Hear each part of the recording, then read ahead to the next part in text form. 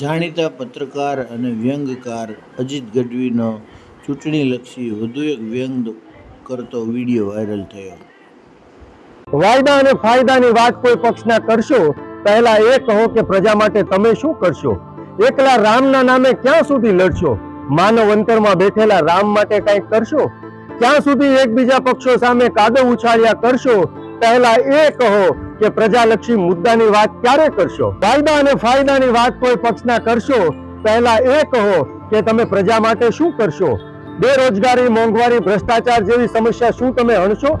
બાકી શહેજાદા શહેનશાહ જેવી વાત આગળ ન ધરશો.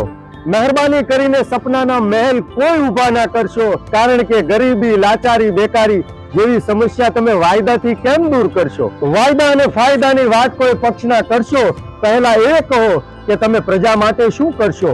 જ્ઞાતિ, જાતિ, ધર્મના નામે ક્યાં સુધી લડશો?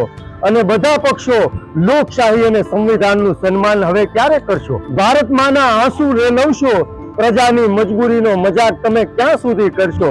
બાકી અજીત, અહીંયા જેવું તમે કરશો એવું ભરશો.